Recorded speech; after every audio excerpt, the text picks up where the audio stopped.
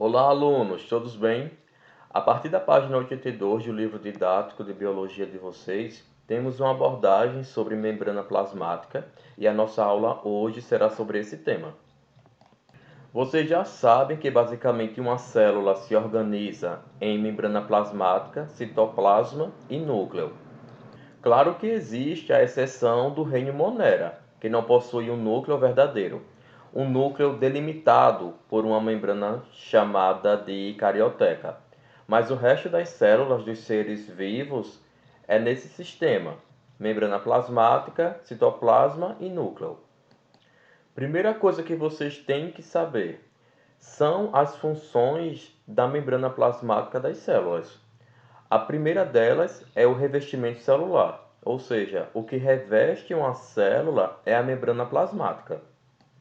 A membrana plasmática também vai permitir as interações celulares, ou seja, é através da membrana plasmática que as células interagem umas com as outras e também as células interagem com o ambiente em que elas estão inseridas.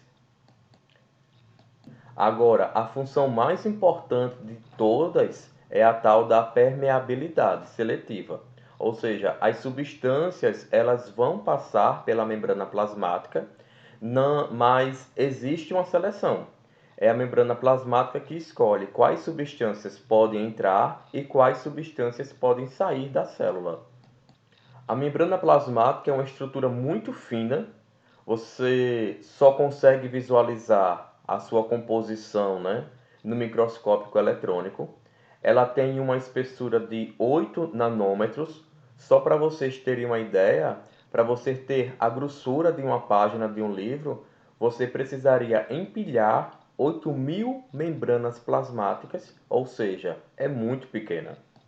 Elas são compostas em sua maior parte por lipídios e nesses lipídios estão inseridas proteínas. Por isso que eu digo que a composição da membrana plasmática é lipoproteica. Agora não se enganem achando que membrana plasmática é só lipídio e proteína. As membranas também apresentam na sua composição carboidratos que têm funções muito especiais. É o que vamos falar a partir de agora. Então aqui nós temos o modelo de uma membrana plasmática. Para vocês entenderem melhor, essa parte aqui de cima é fora da célula. E a parte mais laranja aqui é dentro da célula. E aqui você está vendo a membrana plasmática.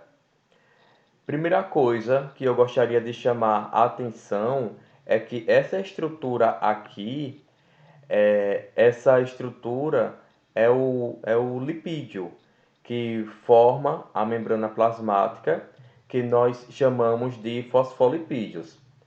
Vocês aprenderam isso lá na videoaula de lipídios e ele vai ter a cabecinha, ele tem um grupo fosfato. Então, por isso, essa parte aqui é a parte hidrofílica. É a parte que interage com a água e as perninhas eram ácidos graxos, eram estruturas hidrofóbicas, ou seja, que não interagem com a água. Vamos prestar atenção uma molécula que tem caráter hidrofílico e hidrofóbico ao mesmo tempo, nós chamamos de alipática. Alipática não, anfipática. Então, os fosfolipídios que formam a membrana plasmática, eles são anfipáticos, são moléculas anfipáticas. Outra coisa que eu quero mostrar é a vocês o seguinte. Percebam que a parte que interage com a água do fosfolipídio, ela fica mais exposta tanto para a parte de fora da célula, como para a parte de dentro da célula. E a parte que não interage com a água, ela fica na parte mais interna, e aí eu volto a falar para vocês. Uma célula precisa interagir com a água para poder fazer as suas trocas. para poder exercer a sua permeabilidade seletiva. Outra coisa, quando os fosfolipídios estão no ambiente aquoso, eles se organizam em duas camadas. E se vocês perceberem aqui, em cima tem uma camada de fosfolipídios e aqui embaixo tem outra camada de fosfolipídios. Então, a membrana plasmática ela é formada por duas camadas de fosfolipídios, que vocês também podem encontrar como bicamada lipídica. Observem também que inserido nessa bicamada lipídica, nós temos essas estruturas aqui, que são as proteínas.